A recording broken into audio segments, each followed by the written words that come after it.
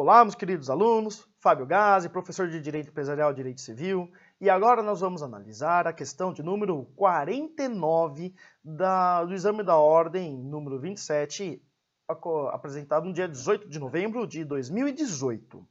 A questão 49, e ela traz uma análise do contrato de franquia. A prova que antecedeu a esta, ela trouxe uma questãozinha de conceito de arrendamento. Esta aqui de franquia, achei ela um pouco chatinha. Não difícil, mas chatinha. Por quê? Porque a lei de franquia é uma lei curtinha, é uma lei pequena. Só que ela tem inúmeros detalhes que nós precisaríamos lembrar. Então vejam vocês que nós temos a figura do franqueador e do franqueado. Foi ofertado a circular de oferta e franquia, que é um documento obrigatório, segundo o artigo 3º da lei de franquia. E ela fala o seguinte: tendo em vista as disposições legais sobre o contrato celebrado, assinale a afirmativa correta. Bom, qual é o conceito de contrato de franquia? Convido a todos a lerem o artigo 2º da Lei 8.955 de 94, que vai falar o seguinte: franquia empresarial é um sistema pelo qual um franqueador cede ao franqueado o direito de uso de marca ou patente associado ao direito de distribuição exclusiva ou semi-exclusiva de produtos ou serviços e, eventualmente, também ao direito de uso da tecnologia, administração, mediante remuneração direta ou indireta, sem vínculo empregatício.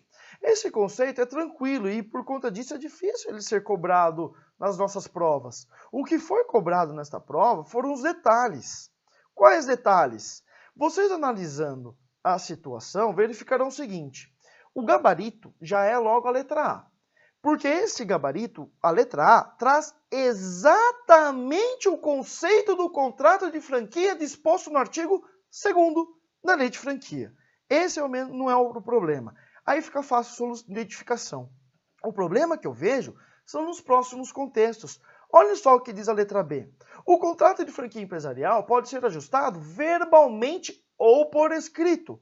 Neste caso, deverá ser assinado na presença de duas testemunhas e terá eficácia em relação a terceiros com o arquivamento na junta comercial. Calma lá. Para que eu respondesse este gabarito, para saber que a letra B era errada, eu precisaria saber o artigo 6º da lei de franquia, que vai falar que o contrato de franquia sempre será por escrito, então já está errado aqui o verbal. Precisa de duas testemunhas, então temos um trechinho certo nesta questão. Porém, quando ele fala que terá eficácia após o registro, aliás, após o arquivamento da junta, está errado. O artigo 6º da lei de franquia fala o seguinte, que além de ser escrito, independe de registro. Então, olha como precisaria lembrar uma lei curtinha, mas que possui inúmeros detalhes. Dando sequência, a letra C, que vai falar do circular de oferta de franquia. Ela será entregue no mínimo 30 dias antes da assinatura do contrato. Está errado. Por quê? Segundo o artigo 4º, o prazo para que seja entregue é de no mínimo 10 dias. Então atente-se a isso. Olha como esta questão ela cobrou detalhes da lei de franquia que deveria estar memorizada pelo aluno, tornando um pouco prática esta prova, né?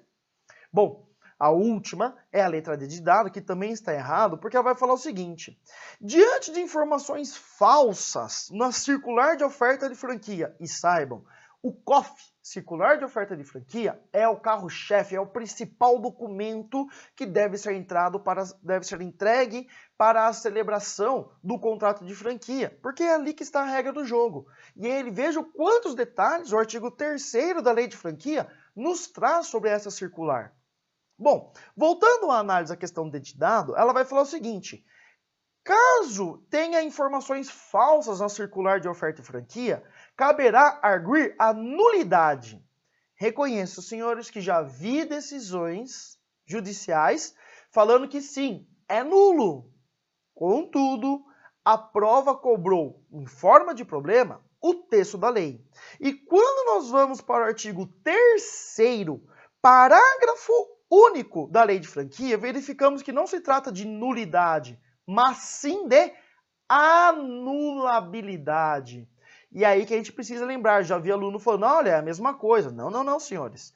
Não confundam nulo com anulável. O nulo é imprescritível, pode ser declarado de ofício, é ordem pública. O parágrafo único do artigo 3º fala de anulabilidade. Então, anulável, prazo decadencial, depende de manifestação da parte. Então, cuidado para não falar que é a mesma coisa. Então, olha como cobrou literalmente detalhes. Tudo bem, senhores? Com essa rápida revisão, chamando atenção para esses pequenos detalhes, espero ter colaborado na compreensão da questão de número 49 e os convido para a última questão, que é a de número 50.